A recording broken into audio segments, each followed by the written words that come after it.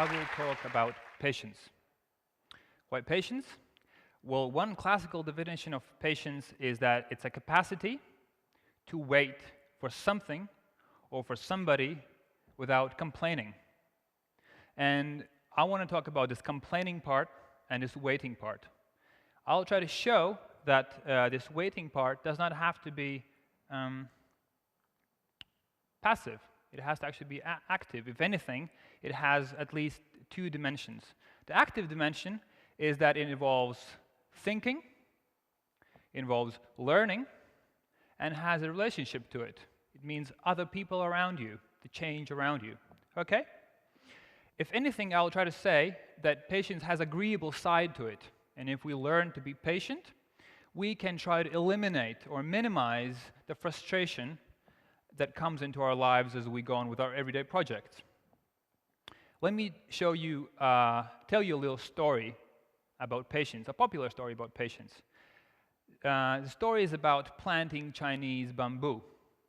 We have a Chinese farmer who has bamboo seeds in his hands. He goes to the field and he plants the seeds and he waters them and he takes care of them. For 1 year, nothing shows, no result. He doesn't see no fruit of his work. Second year comes, he keeps on watering and planting them, nothing to show, no result. He keeps on pressing it. The third year comes, nothing to show. He keeps on watering it. His friends are asking, hey, so how is your bamboo project going? Anything to show? He's losing a little faith. He's going, where's this all going? But he's going at it, he's pressing at it. Fourth year comes, nothing to show. He's thinking, oh my day, where is this all going? Keeps on pressing. The fifth year comes, and boom. We all know what happens. Of course, the bamboo comes out, 3 months, 15 meters. Exponential growth. Of course, the moral of the story is, it's good to be patient. Rock on. Patience pays off. Waiting pays off. You should be patient, and you'll seal the work of your result. However, there's a visible and invisible side of the story. We all know nothing happened on the ground. He was going back at it, nothing happening, and then we're told that in the background, things were strangely happening. The Chinese bamboo, you see, has an intricate structure of roots running under the ground. And they take 4 years to get all those minerals, all that moisture, to get that momentum, and when time comes, they spring up 15 meters, and there they go. And everyone's like, impressed now. Look who's talking now. So when we go back to the moral of waiting, there is a problem these days, you see, with waiting. We have none of this, please. First of all, we think waiting is accidental. It was someone's mistake. We move on. Second, it's mismanagement. It's wasting our time. Third of all, it doesn't help that waiting is eliminated in our culture because you can have your trip, you can have your holiday, you can have your house right now. Why would you wait? Second problem with waiting is our culture. Many of our views about the world come from popular culture. Music, movies, books. And, if anything, the popular culture doesn't have a lofty view of patience, basically of anything. So what it does, it moves the patience out there. Certain kind of people, certain kind of historical era, perhaps bygone era. So we have Hidden Dragon, Crouching Tiger. These guys fighting in bamboo grove in China and Ji province, where actually the Chinese giant bamboos grow. And we're like, yes, these guys are the patient. It suits them, really suits them. If anybody, these guys are patient. If they're not patient, who is patient? You're getting irritated, okay? But what about us in the West? Why would I be patient? I don't live in that day. I live in 2013. Why would I be patient? Let's go back to our farmer story. I think there is a visible side and an invisible side to the story that holds the potential for the patience and for us being able to have a capacity to wait without complaining. The visible side is, of course, our farmer who goes at it, back it, and keeps on watering the plant, and he waits patiently for results, and he sees results, and it's a success. It doesn't take an expert to see it doesn't work that way. Where did you get the seeds from? No one told you what kind of seeds are those? Those bamboo seeds. So the only reason why our farmer wasn't panicking about no growth is someone told him. He must have learned somewhere. It takes 4 years for the thing to grow. The only reason why he kept persisting at it, and why he was able to wait patiently without complaining by watering them for 4 years, someone must have told him, unless you water the thing, it ain't gonna grow. No results, no success. Okay? So this is the invisible side of the patience, is that you have to be active within your patience, within that waiting part. You have to invest yourself. You have to be thinking about it. Most likely, you have to be learning about your project. What kind of seeds are those? What do I have to do to make these seeds grow? What kind of climate do I need? I mean, you can open up any website, if that's your thing, and look at that bamboo needs a certain kind of climate and ecology for it to grow. It's not only watering. It needs minerals, it needs sun exposure, it needs temperature, it needs climate, soil, all these things. People growing bamboos all over the world, okay? Same thing applies for the Chinese farmer's capacity to wait. The only reason why the guy is not complaining because he's got these conditions. He's been thinking actually about a project. Someone must have told him how to grow the thing, and he probably is in a kind of relationship where he's learning. Someone's telling him how to do it and how not to do it. Okay? That's the background why the story makes any sense. Otherwise, you're just waiting and waiting. And the thing is, with your project, you don't know when is your bamboo going to grow. For him, it's 5 years. It's like a rule. Okay? For your project, you know nothing's going to happen. So with your projects, the more radical they become, the more radical idea you have, the more radical the patience has to be. That thinking, that learning part has to be intensive. Otherwise, what you have is radical idea without radical patience is radical frustration. That's it.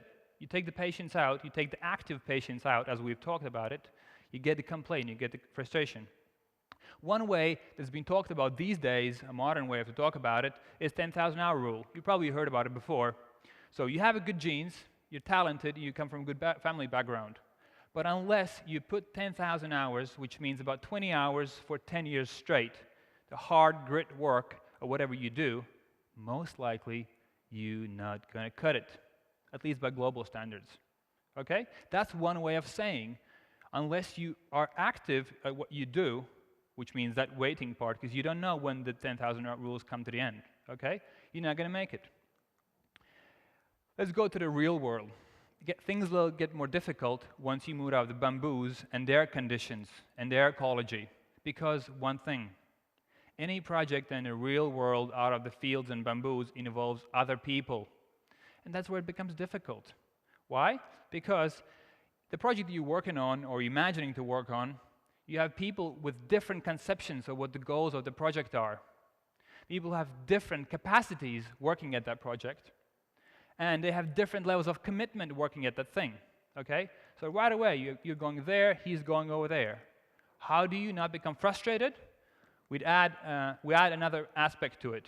We add tolerance.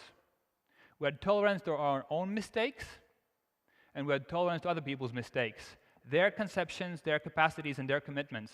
Unless you put that tolerance to other people, you're going to be frustrated in no time. Okay, so radical change, radical patience, radical results. Let's go to a real example from my own research, sweat and blood, in Russia, Russian Federation, Kazan, where I spent a year and a half working my PhD dissertation. It was on regeneration and housing in Kazan, the third biggest city in Russia. And as many Russian cities, they have the problem with sustaining the historical heritage. This, as you can see, is what used to be, I can't even say it is, Tolstoy's house in Kazan. If anything, that could be a good museum. It has a potential to be for a good museum. So the local community of architects and planners and historians have been pressing and boycotting the city council to take care of this issue for about 5 years. I joined in 2011 and saw this protest. A single woman standing minus 30 degrees outside in front of Ministry of Culture, and it says, "Please stop destruction of historical heritage" on a slide in Russian. And it's a creative way of doing it because these people were protesting against destruction of 3 houses that had been bulldozed over New Year's Eve when everyone was partying. Okay? They didn't get permission to hold a mass rally, so they thought about it and they were creative about it, and they held a single protest where a person was standing for 45 minutes with a placard. Someone else would come in, take the placard. It was minus 30 degrees outside, mind you. So the protest got a good press. However, it did nothing really for the houses themselves. It's a long way from A to B. Okay? So they changed their tactic. They thought, enough of the city council, the Ministry of Culture, we're going to speak to the broader public. We're going to raise awareness of this terrible state of houses among the wider public. Let's see what's happening. So they hold professional tour-guided excursions of the city, free of charge for anyone who wants to come. See what's happening with the city. They did that for the spring and the summer. It's popular, gained a lot of momentum, but again, nothing happened for the houses themselves. Nothing changed in the real terms. In August, the same woman, as you can see here, she's a tour guide, by the way, professional tour guide. She made a blog post, an open letter to the president, asking him to address the terrible state of these buildings in the city. And guess what? He replied. Some of his advisors had seen the post and said, yeah, why don't you give the president a tour of the city? And if anything you know about these kind of places, president is the guy, the capital P. If he comes do something, change is going to come about. So there she goes. 2 months later, president has decided that these houses should be regenerated. 2 months later, she becomes in charge of the project regenerating these houses in Kazan.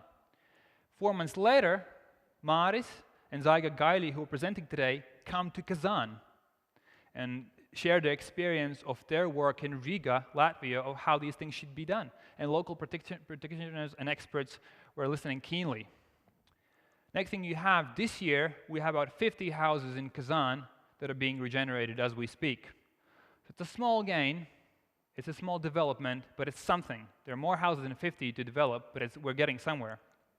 So if there's anything within this ecology of how do you not become frustrated with a city council whose job it is to take care of the houses, is that you build on small gains. You create a climate, an ecology where that waiting is possible, where you put having your voice heard above your frustration. So they were thinking creatively, they were learning how to go about the obstacles in their way, and they were making some little progress, you see. So if anything, what I want to say is that you only become patient by actually practicing patience. And that patience has actually to be active. It has an active dimension to it, as we saw. It was thinking, it was learning, and it was other people who work at it, who help you to think what to do and what not to do. So let me leave you with 5 fun things you can do in your own city to build your patience muscle, so to say. First thing, and this is easy and getting more difficult, start commenting. Join a website on an issue, I don't know, fishing, hunting, policy, and start to comment there and see how far you get before you get frustrated with other people. And mind you, those are just local citizens. There's not evil people out there. They're not aliens. They're people like you. See how far you get and build your patience. Second of all, if you're not happy with an issue in the city, send a letter to the institution that is responsible for the issue that is burning to you. Okay? Think about it, sit at your table just like Alexander here, working at it, and make a good letter of suggestion of what should be done. And the good thing about these institutions, they have to reply. They have to come up with an answer of what you're suggesting. Okay? Third thing, getting more difficult, maintain a campaign on an issue you care about. Again, we're getting more social here, other people involved. And be that weird guy who actually raises the hand during Q&A. Have a suggestion or a question to the audience and show that you have an alternative suggestion of how these things should be done. Again, tell me how long you last. Fourth, getting more difficult, become active in your former high school. Perhaps become a career advisor for the students. Or get together with your classmates, difficult, and get some money together and donate books perhaps to the library. You should get good books, shouldn't it? Right? We're about books these days, isn't we?